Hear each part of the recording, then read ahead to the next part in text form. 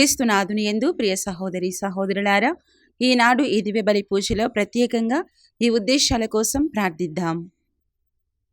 కర్నూలు మేత్రాసనం తాడిపత్రి విచారణ.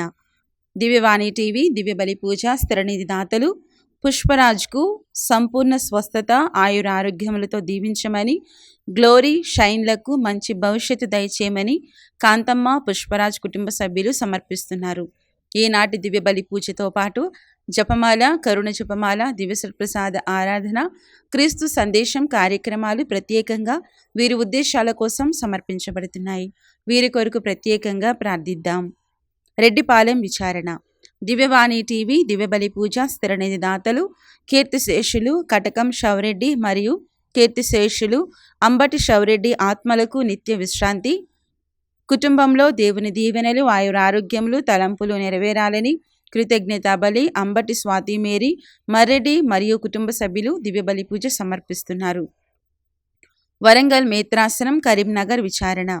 సాకారాయప్ప తెరేసా దంపతుల 51వ వివాహ వార్షికోత్సవం సందర్భముగా వీరికి దేవుని దీవెనలు ఆయురారోగ్యములు తలంపులు నెరవేరాలని కోరుతూ సురేష్ కుటుంబ సభ్యులు కృతజ్ఞతా బలి పూజ సమర్పిస్తున్నారు. హైదరాబాద్ అగ్రపీఠం వెంకటాపురం విచారణ. కీర్తిశేషులు శ్రీ తోట మర్యాదాస్ గారి 29వ వర్ధంతి సందర్భముగా వీరి ఆత్మకు నిత్య విశ్రాంతి చేకూరాలని కోరుతూ శ్రీమతి తోట ప్రేమావతి మరియు కుటుంబ సభ్యులు దివ్యబలి పూజ సమర్పిస్తున్నారు. నల్గొండ మేత్రాసనం మఠంపల్లి విచారణ. కీర్తిశేషులు గోపు ప్రకాష్ గారి ఆత్మకు నిత్య విశ్రాంతి చేకూరాలని కోరుతూ కుటుంబ సభ్యులు దివ్యబలి పూజ సమర్పిస్తున్నారు. ఈ ఉద్దేశాలతో పాటు మనందరి ఉద్దేశాలు జోడించి ఈ దివ్యబలి పూజలో పాల్గొందాం.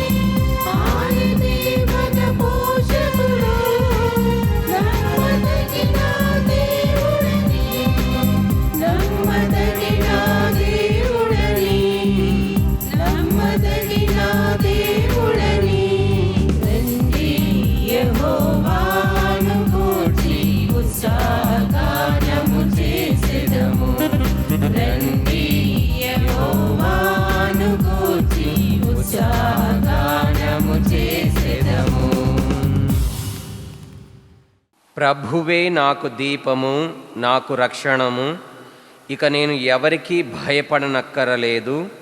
ప్రభువే నా జీవిత కోట, ఇక నేను ఎవరికిని వెరవనక్కరలేదు.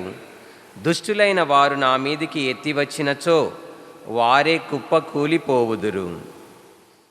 పితా పుత్ర పవిత్రాత్మ నామమునా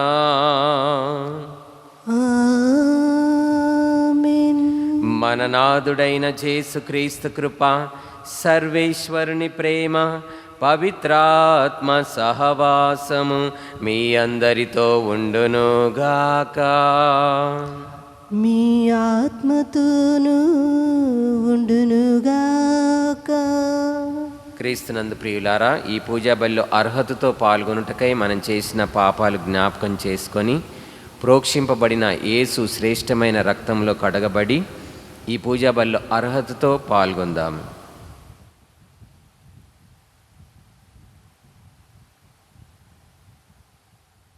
సర్వశక్తుల సర్వేశ్వరుని చెంతను సహోదరి సహోదరులారా, మీ చెంతను నా పాపములను ఒప్పుకొనుచున్నాను. ఏలైను తలంపు చేతను, వాక్కు చేతను, క్రియల చేతను, అశ్రద్ధ చేతను బహు పాపములు చేసి తిని. ఇది నా తప్పు, ఇది నా తప్పు, ఇది నా గొప్ప తప్పు. అందుచేత నిత్య కన్యకయైన పరిశుద్ధ మరియ మాతను, సకల దూతలను, పునీతులను, సహోదరి సహోదరులారా, మిమ్మును నా కొరకు మన ప్రభు అయిన సర్వేశ్వరుని ప్రార్థింపవలేనని బ్రతిమాలుచున్నాను. సర్వశక్తిగల సర్వేశ్వరుడు మనకు దయచూపి మన పాపములను మన్నించి మన నిత్య జీవమునకు చేర్చుదురుగాక. ఆమేన్. ప్రభువా దయచూపుము, ప్రభువా దయచూపుము. క్రీస్తువా దయచూపుము, క్రీస్తువా దయచూపుము. ప్రభువా దయచూపుము. ప్రభువా దయచూపుము. ప్రార్థించుదము. ఓ సర్వేశ్వర, సమస్త మేలులకు ఆధారము నీవే. కావున మా అవసరములతో మీకు మొరపెట్టుకొనినప్పుడు మీ ప్రేరణముతో మంచి చెడులను వివేచించి చూడగల విచక్షణమును దయచేయుము. సత్య మార్గమందు మేము పయనించినట్లు కూడా మమ్ము దీవింపుము. మీతో కలిసి పవిత్రాత్మతో సహా యుగయుగములు జీవిస్తూ రాజ్యపాలన చేయి మీ కుమారుడును లోకరక్షకుడైన యేసుక్రీస్తు ద్వారా మనవి చేయుచున్నాము. ఆమేన్.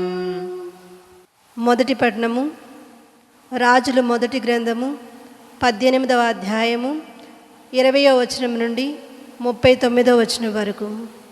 మొదటి పట్టణము రాజుల మొదటి గ్రంథము 18వ అధ్యాయము 20వ వచనం నుండి 39వ వచనం వరకు. ఆహాబు ఇజ్రాయేలులందరినీ బాలు ప్రవక్తలను కర్మేలు కొండ మీద ప్రోగు చేసెను. అప్పుడు ఏలియా ముందుకు వచ్చి, ఎన్నాళ్ళని మీరు ఇద్దరు దైవములను పూజింతురు? ప్రభు దేవుడేని అతనిని పూజింపుడు, బాలు దేవుడేని అతనిని పూజింపుడు అని పలికెను. కానీ ప్రజలొక్క పలుకైన పలుకరైరి.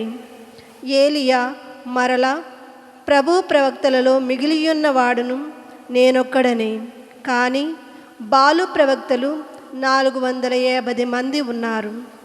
మాకు 2 ఎద్దుల నిప్పింపుడు, వారినొక ఎద్దును తీసుకొమ్మనుడు. వారు దానిని చంపి ముక్కలు ముక్కలుగా కోసి కట్టెల మీద పేర్చవలను, నిప్పు మాత్రము అంటింపరాదు. నేను తీసుకున్న 2వ ఎద్దును కూడా అట్లే కట్టెల మీద పేర్చెదను గాని నిప్పంటింపను. పిమ్మట బాలు ప్రవక్తలు వారి దేవుని ప్రార్థింతురు, నేను ప్రభువును ప్రార్థింతును. ఆ ప్రార్థనకు నిప్పు పంపించువాడెవడో అతడే మన దేవుడనెను. ఆ సవాలుకు ప్రజలందరూ సరియే అనిరి. ఏలియా బాలు ప్రవక్తలతో, మీరు చాలామంది ఉన్నారు కనుక మొదట మీ ఎద్దును తీసి కోసి కట్టెలపై పేర్పుడు, మీ దేవతను ప్రార్థింపుడు, నిప్పు మాత్రము అంటింపకుడని పలికెను. వారట్లే తమ ఎద్దును కోసి కట్టెలపై పేర్చి ప్రొద్దుటి నుండి మధ్యాహ్నము వరకు బాలు దేవత పేర ప్రార్థన చేసిరి. బాలు, మా మొర వినుము అని అరచిరి. తాము నిర్మించిన బలిపీఠము చుట్టూ తిరిగి చిందులు తొక్కిరి. అయినను వారి దేవత పలుకలేదు. మధ్యాహ్నమైన పిమ్మట ఏలియా వారిని వేళాకోళము చేయుచు, మీరు కొలుచు బాలు దేవుడిని పెద్దగా పిలువుడు. పాపము అతడేదో ఆలోచనలో పడి ఉండవచ్చును, లేదా ఏదో పనిలో మునిగి ఉండవచ్చును. ఒకవేళ ఎక్కడికైనా ప్రయాణము కట్టి ఉండవచ్చును, లేదా నిద్రించుచుండవచ్చును. ఇప్పుడు మీ పలుకులు ఆలకించి మేల్కొనులే అనెను. ఆ మాటలు విని బాలు ప్రవక్తలింకను పెద్దగా ప్రార్థించిరి. తమ ఆచారము చొప్పున నెత్తురు కారు వరకు కత్తులతో బాకులతో శరీరము కోసుకొనిరి. మధ్యాహ్నము దాటిపోయెను. సాయంకాల బలులర్పించు సమయము వరకు వారు ఆవేశముతో మంత్రములు వల్లించిరి. అయినను వారి దేవత పలుకలేదు, జవాబియ్యలేదు. అంతట ఏలియా ప్రజలను తన దగ్గరకు రమ్మని పిలువగా వారందరూ అతని దగ్గరికి వచ్చిరి. అతడు పడిపోయి ఉన్న యావే పీఠమును మరమ్మతు చేయించెను. యాకోబు కుమారులు 12 మంది గోత్రకర్తల పేరు మీదుగా 12 రాళ్లను ప్రోగు చేసుకొనెను. ఈ యాకోబునకే ప్రభువు ఇజ్రాయేలీయులని పేరు పెట్టెను. ప్రభు పూజ కొరకాళ్లతో మరలా పీఠము నిర్మించెను. ఆ పీఠము చుట్టూ 2 కడవల నీళ్లు పట్టు కందకము త్రవ్వించెను. అటు పిమ్మట పీఠము మీద కట్టెలు పరిచి వాని మీద ముక్కలు ముక్కలుగా కోసిన ఎద్దు కండ తుండెములను పేర్చెను.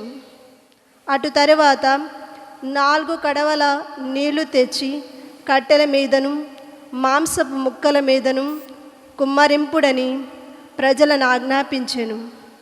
వారట్లే చేసిరి. ఏలియా 2వసారి 3వసారి కూడా ప్రజలచే అట్లే నీళ్లు పోయించెను. నీళ్లు పీఠము మీద నుండి ధారలుగా కారి ప్రక్కనున్న కందకమును నింపెను.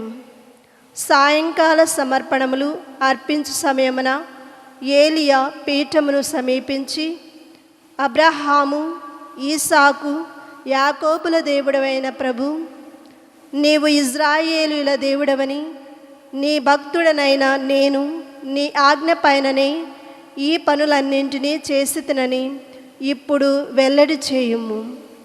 ప్రభు, నా మొరాలింపుము.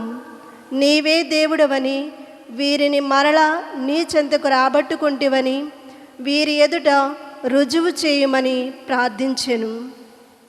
అప్పుడు ప్రభు పంపిన అగ్నిపీఠము పైకి దిగివచ్చి బలిపీఠమును, కట్టెలను, కందకములోని నీటిని దహించెను. ఆ అగ్నిని చూచి ప్రజలందరూ నేల మీద బోరగిలపడి దండము పెట్టి, ప్రభువే దేవుడు, ప్రభు ఒక్కడే దేవుడని పలికిరి. ఇది ప్రభు వాక్కు. సర్వేశ్వరునికి వందనములు. ప్రత్యుత్తర గీతము. అందరూ ప్రభు నన్ను కాపాడుము, ప్రభు నన్ను కాపాడు, ప్రభు నన్ను కాపాడుము. నేను నిన్ను శరణు వేడుచున్నాను. నేను ప్రభువుతో, నీవే నాకు దేవుడవు, నాకబ్బెడు భాగ్యములన్నీయు నీ నుండియే లభించుచున్నవని చెప్పెదను. అందరూ ప్రభు నన్ను కాపాడుము, ప్రభు నన్ను కాపాడుము. అన్య దైవములను ఆశ్రయించువారు పెక్కు శ్రమలకు గురియగుదురు. నేను వారి రక్త బలులలో పాల్గొనను. వారు కొలుచు దైవముల పేరైనా నేను ఎత్తను. అందరూ ప్రభు నన్ను కాపాడుము, ప్రభు నన్ను కాపాడుము. ప్రభువే నాకు వారసత్వ భూమి, నాకు పానపాత్రము, నా ప్రాణము ఆయన ఆధీనమున ఉన్నది. నేను ప్రభుని నిత్యము నా కనుల ఎదుట నిలుపుకొందును. అతడు నా కుడి ప్రక్కన ఉన్నాడు కనుక నేను తొణకను. అందరూ ప్రభు నన్ను కాపాడుము, ప్రభు నన్ను కాపాడుము. జీవమునకు చేర్చు మార్గమును నీవు నాకు చూపింతువు. నీ సన్నిధిలో నేను పూర్ణానందమును పొందుదును. నీ కుడి చేతిలో శాశ్వత సుఖములు కలవు. అందరూ ప్రభు నన్ను కాపాడుము, ప్రభు నన్ను కాపాడుము.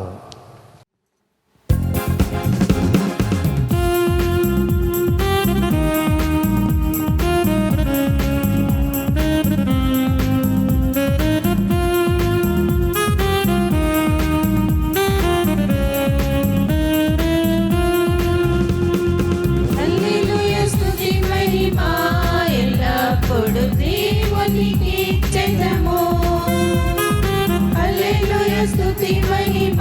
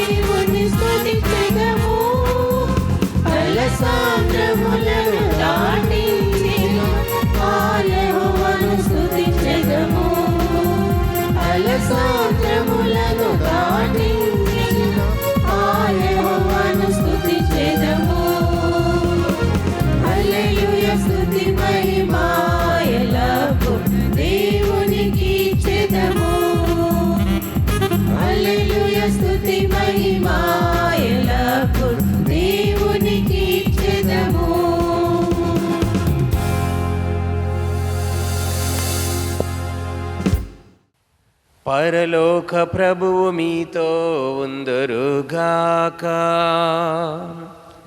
మీ ఆత్మతోనూ ఉండునుగాక. పునీత మత్తయి గారు వ్రాసిన సువిశేషములోని భాగము. ప్రభువా మీకు మహిమ కలుగునుగాక. యేసు ప్రభు ఇలా అంటున్నాడు, నేను ధర్మశాస్త్రమును ప్రవక్తల ప్రబోధమును రద్దు చేయవచ్చితినని తలంపవలదు. నేను వచ్చినది వారిని సంపూర్ణ మొనర్చుటకే గాని రద్దు చేయుటకు కాదు. పరలోక భూలోకములు గతించినను ధర్మశాస్త్రములోని ఒక అల్ప అక్షరమైనను ఒక పొల్లు అయినను వ్యర్థము కాక అంతయు నెరవేరునని నొక్కి వక్కాణించుచున్నాను. కాబట్టి ఎవరైనా ఈ ఆజ్ఞలలో ఏ అత్యల్పమైన దానినైనను భంగపరచి అట్లు జనులకు బోధించునో అట్టివాడు పరలోక రాజ్యమున అత్యల్పుడుగా పరిగణింపబడును. ఇది క్రీస్తు సువిశేషము. క్రీస్తువా నీకు స్తుతి కలుగునుగాక. తండ్రి కుమార పరిశుద్ధాత్మకు త్రియేక దేవునికి స్తుతి స్తుతి స్తుతి స్తుతి ఆరాధనా. హల్లెలూయా హల్లెలూయా ఆరాధనా. స్తుతి స్తుతి స్తుతి స్తుతి ఆరాధనా. హల్లెలూయా హల్లెలూయా ఆరాధనా. Praise the lord.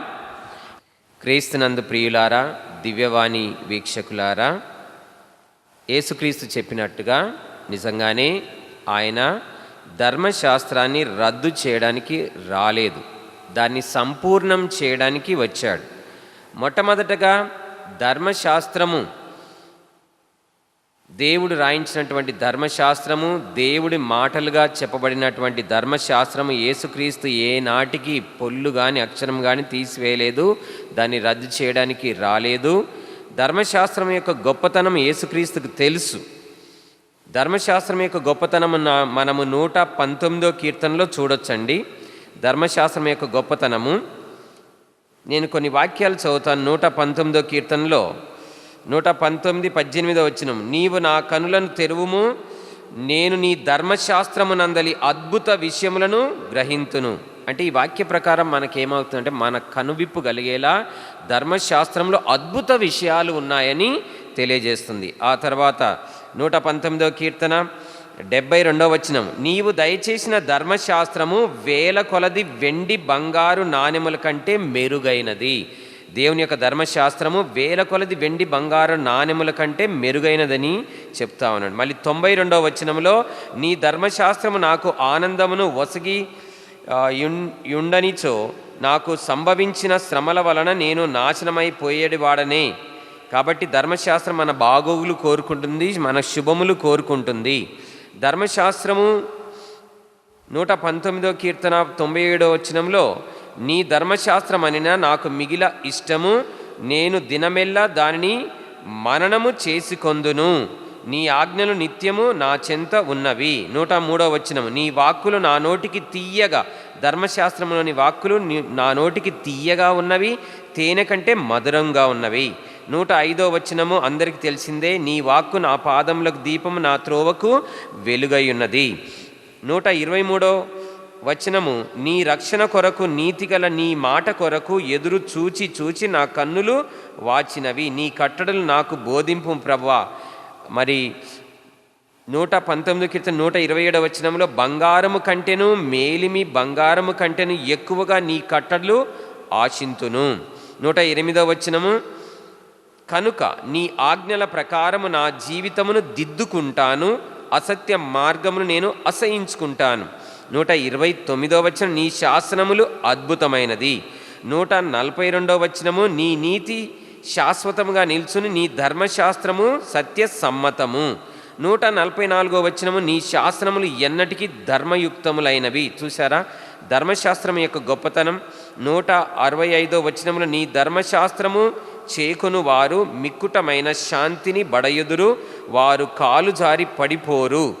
నేను నీ రక్షణము కొరకు ఎదురు చూచు నీ యొక్క ఆజ్ఞలు పాటిస్తాను. 172వ వచనం, నీ ఆజ్ఞలు న్యాయయుక్తములు. 174వ వచనము, నేను నీ రక్షణ కొరకు ఆశగొని ఉన్నాను, నీ ధర్మశాస్త్రం నాకు ఆనందమును వసును. ఇదండి 119వ కీర్తన మొత్తంలో ధర్మశాస్త్రం యొక్క గొప్పతనము. అది మేలిమి బంగారము కంటే విలువైనది, తేనె కంటే తీయనైనది, మధురమైనది, ఎంతో గొప్పది, వెలుగు లాంటిది, మన జీవితాలను చక్కదిద్దేది, మన జీవితాలు మార్చేది. ఇంత గొప్ప ధర్మశాస్త్రాన్ని యేసుక్రీస్తు ఎందుకు రద్దు చేయడానికి వస్తాడు చెప్పండి? ఆయన నేర్పించిన, ఆయన వ్రాయించిన, పరిశుద్ధాత్మ ద్వారా ప్రేరేపించి రాయించినటువంటి గొప్ప ధర్మశాస్త్రం రద్దు చేయడానికి ఎన్నటికీ ఆయన రాలేదు. కాకపోతే వాళ్ళకు అనిపిస్తుంది, ఏమనిపిస్తుంది? ఏదో రద్దు చేస్తున్నాడు. ఏది రద్దు చేశాడు మరి? ఆయన రద్దు చేసింది, ఆయన కాదన్నది సివిల్ లా, సెరిమోనియల్ లా. 3 లాలు ఉంటాయండి. సివిల్ లా ఇది రాజ్యాంగానికి సంబంధించినది, సెరిమోనియల్ లా ఆచార సాంప్రదాయాలకు సంబంధించింది. ఈ 2 ధర్మశాస్త్రంలో భాగాలు కాదు, ధర్మశాస్త్రానికి సంబంధించిన దేవుడిచ్చినటువంటి నియమాలు కావు. కానీ మోరల్ లా మాత్రము దేవుడిచ్చింది, పదాజ్ఞలు దేవుడిచ్చింది, ధర్మశాస్త్రం దేవుడిచ్చింది. అందుకే ఎక్కడైనా సరే దేవుడు ఏమంటాడంటే, ఇది ప్రభువు వాక్కు, ఇది ఏలిన వారి వాక్కు, ప్రభువునైన నా మాట ఇది అని చెప్తాడు. ఎక్కడైతే దేవుడు ఇది నా మాట అని చెప్పుకున్నాడో అది దేవుని మాట, అది తప్పకుండా పాటించాలి. అది ధర్మశాస్త్రము, అది ఒరిజినల్ ధర్మశాస్త్రము. కానీ మానవులు ఎన్నో ఈ నియమాలకి, దేవుడు చెప్పినటువంటి ఈ నియమాలకి ఎన్నో అపార్థం చేసుకొని వాళ్ళు ఎన్నో అనవసరమైనటువంటి నియమాలు, మానవ నియమాలు, దైవ నియమాలు వేరు, మానవ నియమాలు వేరు. దైవ శాస్త్రం, ధర్మశాస్త్రం వేరు, మానవులు కల్పించిన ఆచారాలు, సాంప్రదాయాలు, కట్టుబాట్లు, మూఢనమ్మకాలు ఇవన్నీ వేరు. అది రద్దు చేసినట్టు కనపడుతుంది, మరియు మరి వేరే శాస్త్రాలు రద్దు చేసినట్టు కనపడుతుంది. కానీ ధర్మశాస్త్రము మాత్రం ఒక్క పొల్లు కూడా, యేసుక్రీస్తు వచ్చిందే ధర్మశాస్త్రాన్ని పరిపూర్తి చేయడానికి. కానీ అదే మాట చెప్తాను, నేను ధర్మశాస్త్రమును ప్రవక్తల ప్రబోధమును రద్దు చేయవచ్చినని తలంపవద్దు, నేను వచ్చింది వాటిని సంపూర్ణమనర్చుటకే. నేను కొన్ని ఉదాహరణలు ఇస్తాను. ఇక్కడనే మత్తయి సువార్త 5వ అధ్యాయంలోనే వ్యభిచరించొద్దు అనేది పదాజ్ఞల్లో 6వ ఆజ్ఞ. ఇప్పుడు యేసుక్రీస్తు ఏమంటున్నాడు? దాన్ని సంపూర్ణం చేస్తూ ఏమంటున్నాడు? పరస్త్రీని కామేచ్ఛతో పరికించి చూచువాడు వ్యభిచరించినట్లే. వ్యభిచరించొద్దని ధర్మశాస్త్రం చెప్తుంది. పరస్త్రీని కామేచ్ఛతో, కామంతో చూసినా కానీ వ్యభిచారం చేసినట్టే. కేవలం చేస్తేనే కాదు, చేతులతో క్రియల్లో చేస్తేనే కాదండి, కనీసం చూపుల్లో కూడా, మన చెడు చూపులు, మనం అశ్లీల దృశ్యాలు ఎన్నో చూస్తుంటాము, చూసినా కూడా అది పాపమే, ఆలోచించినా కూడా అది పాపమే. దీన్ని సంపూర్ణం చేయడం అంటారు, అంతేగాని దాన్ని రద్దు చేయడం అని అనరు. సంపూర్ణం చేయడము. ఎందుకంటే గోటితో పోయేది గొడ్డల దాకా తెచ్చుకోవద్దు అని ప్రభువు అదనమాట. కాబట్టి అది మొగ్గలోనే తుంచేయాలి, వేర్లతోని తీసేయాలి. కాబట్టి ఆలోచన మరియు చూపు, చెడు చూపులు అది వ్యభిచారానికి దారితీస్తాయి, మోహపు చూపులు. అందుకే సంపూర్ణం, ఇలా సంపూర్ణం చేస్తున్నారు. ఇంకా వేరే మాటలు ఏంటంటే, కంటికి కన్ను పంటికి పన్ను అని పూర్వం చెప్పబడిన దాన్ని మీరు విని ఉన్నారు కదా. మళ్ళీ నేను చెప్పేది ఏంటంటే, ఒక చెంప కొడితే మరో చెంప చూపెట్టు. కంటికి కన్ను పంటికి పన్ను ఎందుకంటే పూర్వ నిబంధనలో అంతకంటే అధ్వానంగా, అంతకంటే దిగజారి వాళ్ళు అహింస మార్గంలో నడుస్తూ పాషాణ హృదయాలతో ఎక్కువ 7 శిక్షలు వేశారు. కాబట్టి సమాంతర శిక్ష మోసే చెప్పిండొచ్చు. ఇప్పుడు నేను మీతో చెప్పేది ఏంటంటే, శత్రువులను కూడా ప్రేమించాలి. అందుకే పూర్వ నిబంధనలో చెప్పాడు చూడండి. పూర్వ నిబంధనలో ఇప్పుడు లేవియ కాండంలో 19వ అధ్యాయము ఇరుగు పొరుగుల ఎడల 16వ వచనం నుండి, ఇరుగు పొరుగు ఎడల వ్యతిరేకముగా తిరుగాడుచు చాడీలు చెప్పొద్దు, నేను ప్రభువును చెప్తున్నాను ఈ మాట, నీ హృదయములో పొరుగు వాని మీద ద్వేషము పెట్టుకోవద్దు. చూసారా, ధర్మశాస్త్రంలో పూర్వ నిబంధనలో లేవియ కాండంలో యేసుక్రీస్తు ఏం చెప్తున్నాడు? పొరుగు వాని మీద ద్వేషం పెట్టుకోవద్దు. పొరుగు వాని మీద 18వ వచనం, పొరుగు వాని మీద పగ తీర్చుకోవద్దు. అంటే ఒక చెంప కొడితే మరో చెంప చూపెట్టాలి అంటే శత్రువులను కూడా ప్రేమించాలని నూతన నిబంధనలో యేసుక్రీస్తు చెప్పడమే కాదండి, ధర్మశాస్త్రం, ఒరిజినల్ ధర్మశాస్త్రంలో లేవియకాండం 19వ అధ్యాయం 17, 18 వచనాల్లో ప్రభు చెప్తున్నారు. కాబట్టి ఇది ఒరిజినల్ ధర్మశాస్త్రం. కాబట్టి శత్రువులను ప్రేమించమనే మాట అక్కడ ఉంది. ఇప్పుడు అదే యేసుక్రీస్తు ఏం చెప్తున్నాడు, ఒక చెంప మీద కొడితే మరొక చెంప చూపెట్టమంటున్నాడు, శత్రువులను కూడా ప్రేమించమంటున్నాడు. అదే కదా ప్రేమకు పరాకాష్ట, ప్రేమకు 100% ప్రేమ కదా. కాబట్టి యేసుక్రీస్తు కూడా అది చేసి చూపించాడు. ఇది సంపూర్ణము చేయడం అవుతుంది కానీ ఇది కొట్టివేయడము కాదు. వాళ్ళు అపార్థం చేసుకున్నారు. యేసుక్రీస్తు కొట్టివేసినట్టుగా కనిపించింది. అది సర్మోనియల్ లా, ఆచారాలు, సాంప్రదాయాలు, మానవ నియమాలు, కట్టుబాట్లు, మూఢ విశ్వాసాలు, అంధవిశ్వాసాలు, వేరే విశ్వాసాల నుంచి అరువు తెచ్చుకున్న, అప్పు తెచ్చుకున్నటువంటి ఆచారాలు అవి వద్దు అని చెప్పాడు. విగ్రహారాధన ఇవన్నీ వద్దని చెప్పాడు. కాబట్టి ధర్మశాస్త్రాన్ని ఆయన ఇంత గొప్ప ధర్మశాస్త్రాన్ని బోధిస్తున్నాడు. అందుకే ఈనాటి మొదటి పట్టణంలో మనం ఏమి విన్నాము, నేనొక్కడినే దేవుడును, నేను తప్ప మరొక దేవుడు లేడు.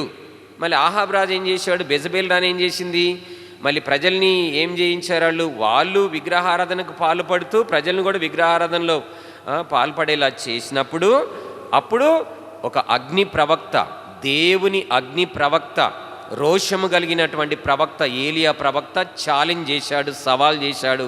కర్మేల్ కొండ మీదకి రమ్మన్నాడు. అక్కడ నీ బాలు దేవుడా లేకపోతే దేవుడు అనేవాడు ఒకే ఒక్కడు ఉంటాడు, నేను ప్రవక్తని, నేను ఒక్కనే, నా దేవుడు కూడా ఒక్కడే, నిరూపిస్తా అని చెప్పాడు.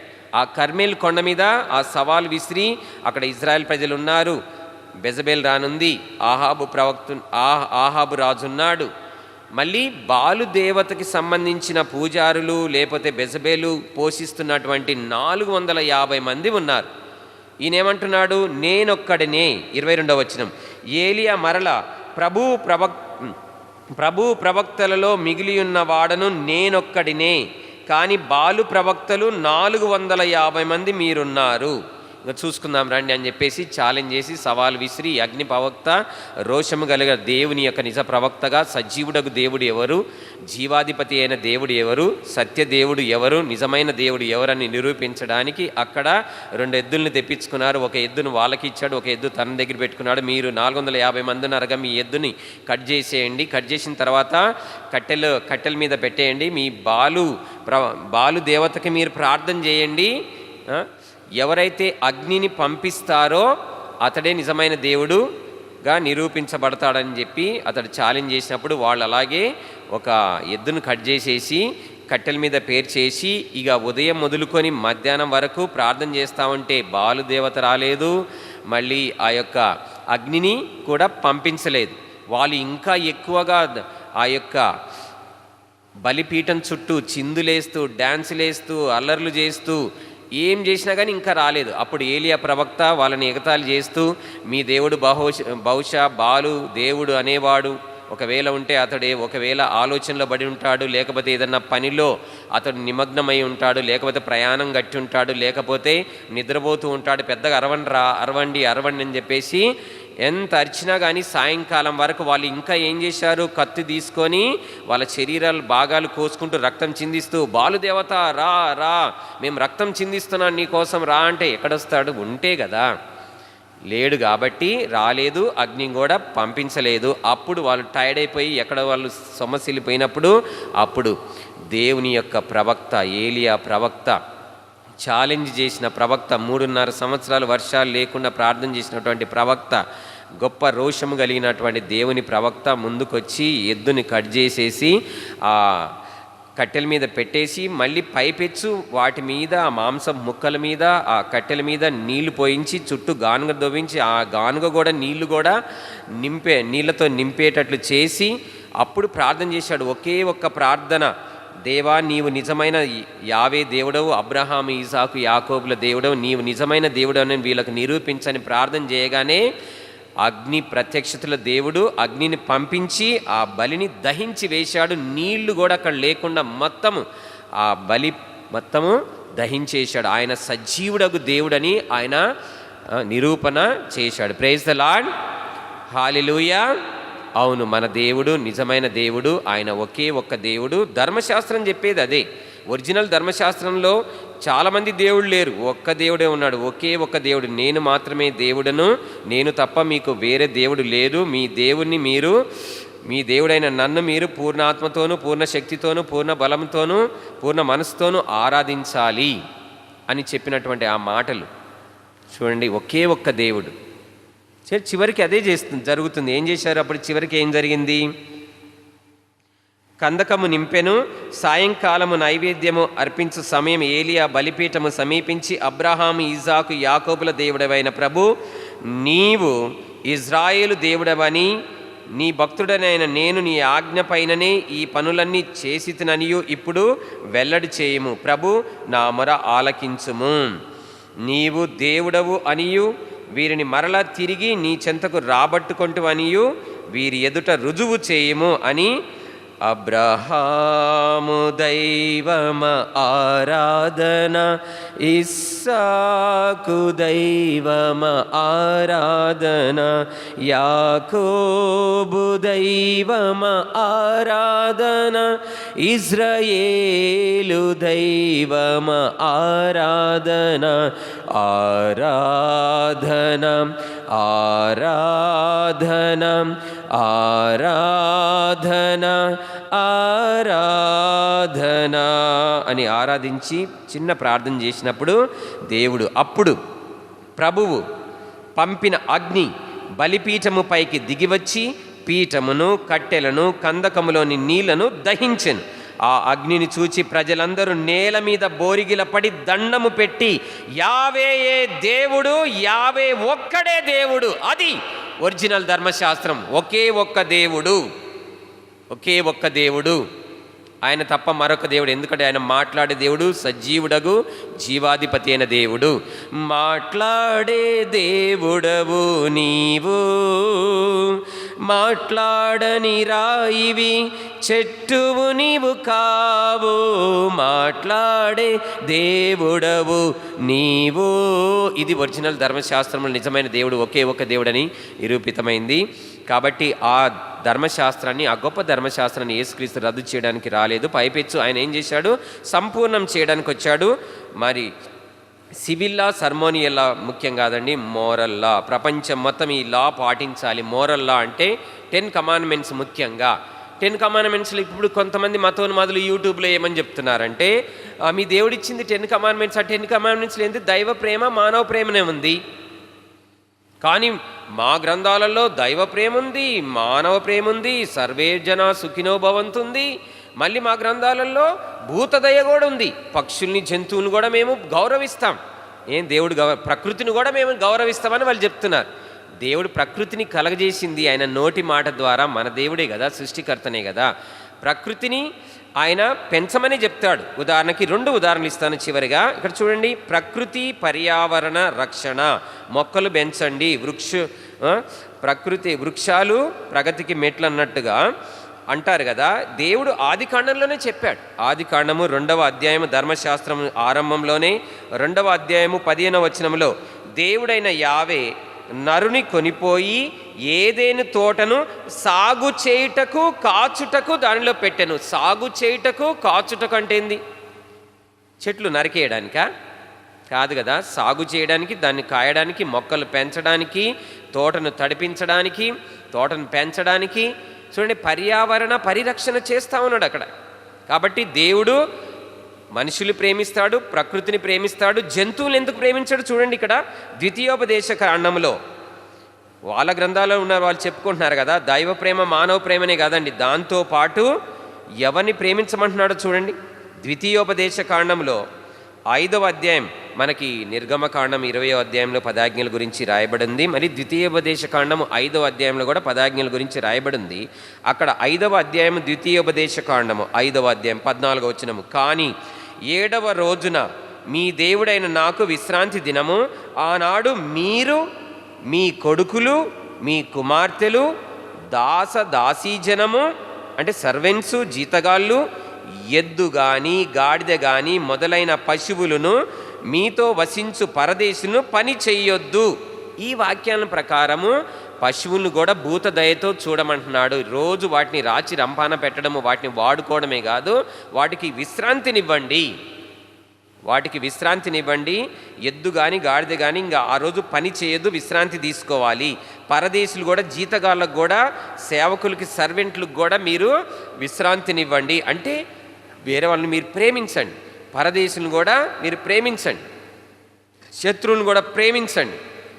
మరి పశువుల పట్ల భూతదయ కలిగి ఉండండి, పర్యావరణ పరిరక్షణ చేయండి. ఇవన్నీ దేవుడు చెప్తున్నాడు, సృష్టికర్త చెప్తున్నాడు. కాబట్టి ధర్మశాస్త్రం చాలా విలువైంది, చాలా గొప్పది. యేసుక్రీస్తు దాన్ని సంపూర్తి చేయడానికి వచ్చాడు. వచ్చిన దేవుడు, మరి ఆ పరలోక తండ్రి నిజమైన దేవుడు, ఆయన మాట్లాడే దేవుడు, సజీవుడగు దేవుడు, విశ్వాధిపతి. కాబట్టి ఆయన శాస్త్రములు మిక్కిలి విలువైనవి. ఆ శాస్త్రములు పాటిస్తూ పదాజ్ఞలు మర్చిపోకుండా నేర్చుకొని ప్రతి ఒక్కరము మనము పాటిద్దాము, ప్రకటిద్దాము.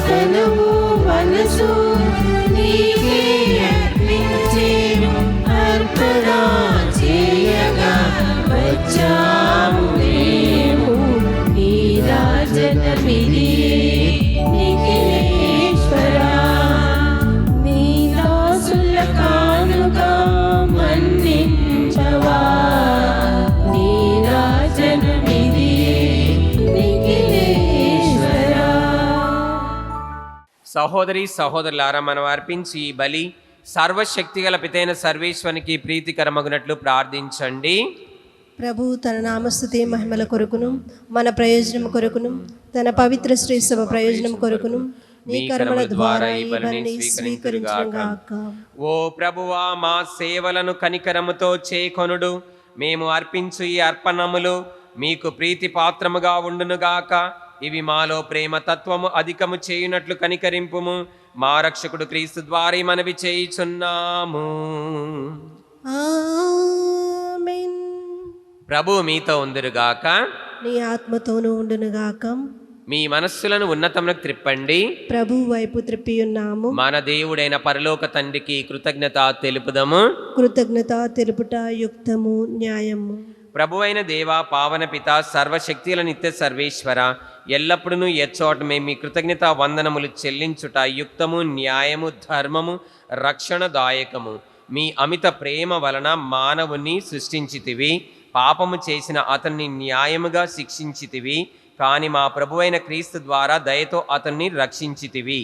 కావున క్రీస్తు ద్వారా దూతలు మీ మహత్వమును పొగడుచున్నారు, అధిపతులు ఆరాధించుచున్నారు, శక్తిమంతులు వణకుచున్నారు. పరమండల మందలి బలవంతులను, ఆనంద పరవశులైన భక్తి జ్వాలకులను ఏకీభవించి ఉప్పొంగుచూ మీ స్తుతులను పాడుచున్నారు.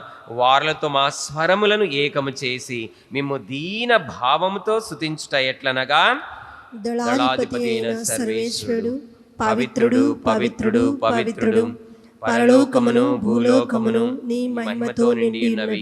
మహోన్నతమున హోసాన్న. ప్రభు నామమున వేంచేయువాడు ధన్యుడు. మహోన్నతమున హోసాన్నా. మహా ఉన్నత స్థలములో ప్రభువా మీకు హోసానా జయగీతాలు పాడుతాము, ఎందుకంటే మీరు నిజంగానే పరిశుద్ధులు, సర్వ పవిత్రతకు ఊటై మీరే కనుక మీ పవిత్రాత్మ ద్వారా ఈ కానుకలను పరిశుద్ధపరచ బ్రతిమాలు కొనుచున్నాం. ఈ విధమున ఇవి మా కొరకు యేసుక్రీస్తు ప్రభుని శరీర రక్తములు అగునుగాక. అతడు శిలువ శ్రమలకు తను తాను సంపూర్తిగా అప్పగించుకునినప్పుడు అప్పమును అందుకొని కృతజ్ఞతా వందనములు చెప్పి త్రుంచి శిష్యులకిచ్చు ఇట్లా నేను, మీరందరూ దీనిని తీసుకొని భుజింపుడు, ఏలైనా ఇది మీ కొరకు అప్పగింపబడనున్న నా శరీరము.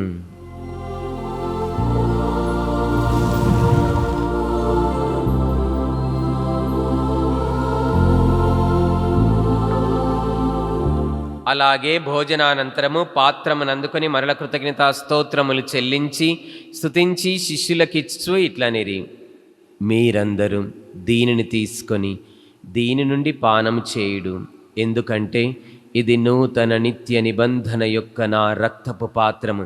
ఇది మీ కొరకును ప్రజలందరి కొరకును పాప పరిహారమునకై ధారపోయబడును. దీనిని నా జ్ఞాపకార్థము చేయుడు.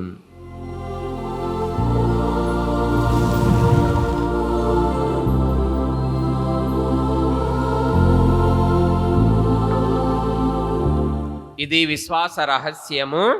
ప్రభువా మీ మరణమును ప్రకటించదము, మీ ఉత్థానమును చాటెదము, మీరు మరలా వచ్చే వరకు వేచి ఉందుము. కనుక తండ్రి, క్రీస్తు మరణమును ఉత్థానమును స్మరించుచు జీవమునసు ఈ అప్పమును రక్షణ పాత్రమును మీకు సమర్పించుచున్నాము. మీ సముఖమున నిలచి మీకు పరిచర్య చేయుటకు మమ్ము పాత్రులనుగా చేసినందుకు మీకు వందనములు తెలుపుచున్నాము. క్రీస్తు శరీర రక్తములందు పాలివారమగు మమ్ము పవిత్రాత్మ ద్వారా ఐక్యపరచమని బ్రతిమాలు కొనుచున్నాము.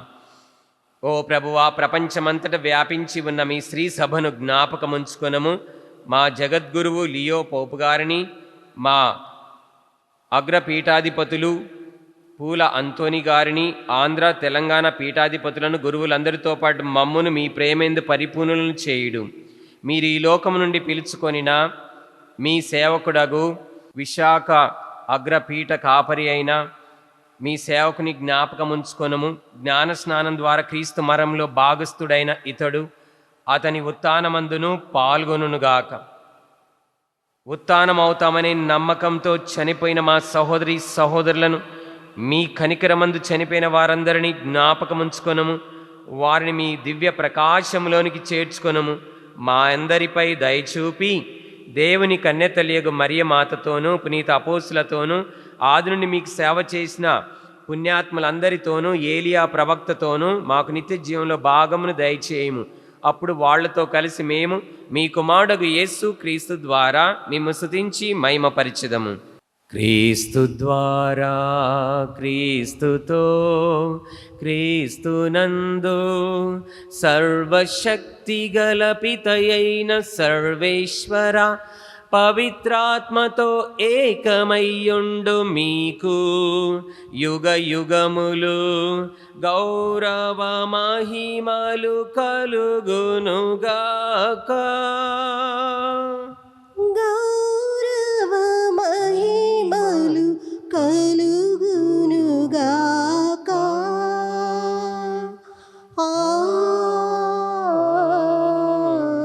ఆమేన్.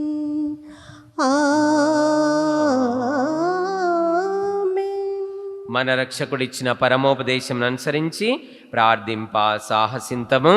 పరలోకమందుండెడు మా యొక్క తండ్రి, మీ నామము పూజింపబడునుగాక, మీ రాజ్యము వచ్చునుగాక, మీ చిత్తము పరలోకమందు నెరవేరునట్లు భూలోకమందును నెరవేరునుగాక. నానాటికి కావలసిన మా అన్నము మాకు నేటికి అనుగ్రహింపుము. మా యొద్ద అప్పబడిన వారిని మేము మన్నించినట్లు మా అప్పులను మీరు మన్నింపుము. మమ్ము శోధన యందు ప్రవేశింపనివ్వక కీడులో నుండి మమ్ము రక్షింపుము. ప్రభువా, అన్ని కీడుల నుండి మమ్ము రక్షింపుము. మా ఈ రోజుల్లో మాకు శాంతిని ప్రసాదింపుము. మీ దయానుగ్రహము వలన పాపము నుండి మమ్ము విముక్తులను చేసి అన్ని కలతల నుండి సర్వదా కాపాడుము.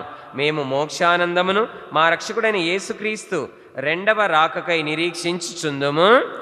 ఏలైనా నిరంతరము మీదే రాజ్యము, మీదే అధికారము, మీదే మహిమ.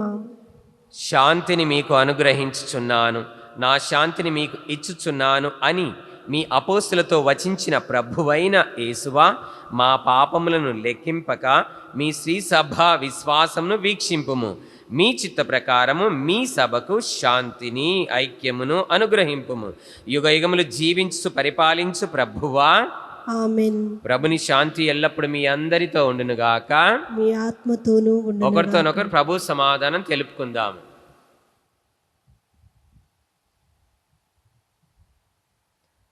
సర్వేశ్వరుని గొర్రెపిల్ల, లోక పాపములను పరిహరించు ప్రభువా, మాకు దయచూపుము.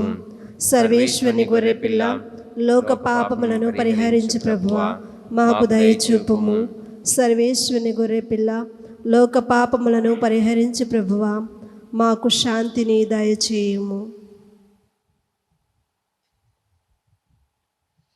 ఇదిగో సర్వేశ్వరుని గొర్రెపిల్ల, లోకమేక పాపములను పరిహరించడి వారు. ఈ గొర్రెపిల్ల విందుకు సిద్ధపడ్డ మనము ధన్యులము. ప్రభువా, నీవు నా ఇంట ప్రవేశించకు నేను పాత్రులను కాను, కానీ నీవు ఒక్క మాట పలికిన నా ఆత్మ స్వస్థత పొందును. దివ్య సత్ప్రసాదము ఆత్మీయముగా స్వీకరించుటకు ముందు ప్రార్థన. ఓ నా చేసువా, ఈ పరమ పవిత్ర దివ్య సంస్కారమందు మీరు వాసము చేయుచున్నారని విశ్వసించుచున్నాను. అన్నిటికన్నా మిన్నగా మిమ్ము ప్రేమించుచున్నాను. నా ఆత్మలో మిమ్ము స్వీకరింప ఆశపడుచున్నాను. దివ్య సత్ప్రసాద రూపమున ఈ సమయములో మిమ్ము స్వీకరింప సాధ్యము కాదు కనుక ఆత్మీయముగా నా హృదయములోనికి వేంచేయుము. ఈ క్షణం మీరు నా యందు ఉన్నట్లుగా మిమ్ము కౌగలించుకొనుచున్నాను. నన్ను మీలో ఐక్యపరచుము. మీ నుండి నన్ను ఎన్నటికిని ఎడబాయకుండినట్లు చేయమని వేడుకొనుచున్నాను. ఆమెన్.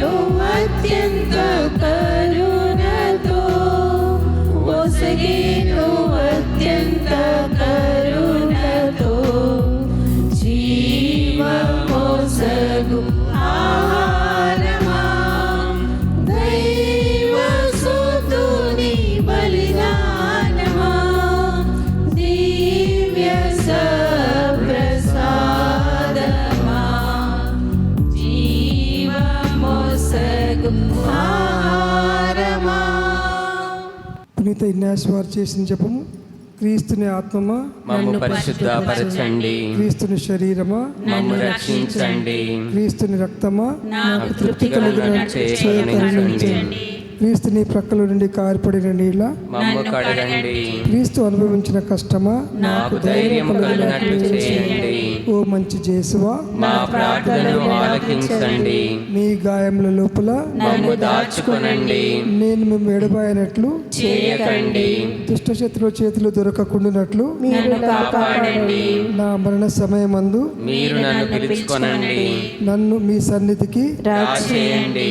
అప్పుడు మీ పునీతులతో కూడా ముగింపు లేని కాలము నేను మిమ్మల్ని స్తుతించుదునుగాక. ఆమేన్. ప్రార్థించుదము. ఓ ప్రభువా, ఈ మీ స్వస్థత కార్యము మా పాపముల నుండి మమ్ము విముక్తులను చేయునుగాక. సత్య మార్గములోనికి మమ్ము నడుపునుగాక. మా ప్రభువైన క్రీస్తు ద్వారా ఈ మనవి చేయుచున్నాము. ఆమేన్. ప్రభు మీతో ఉందురుగాక. మీ ఆత్మతోనూ ఉండునుగా. సర్వశక్తుల సర్వేశ్వరుడు పిత పుత్ర పవిత్రాత్మ త్రియేక దేవుడు మనకు తోడైందురుగాక. ఆమేన్. సమాధానంతో వెళ్ళి నిజ దేవుణ్ణి ప్రకటించుదాము. సర్వేశ్వరునికి ఈ వందనములు.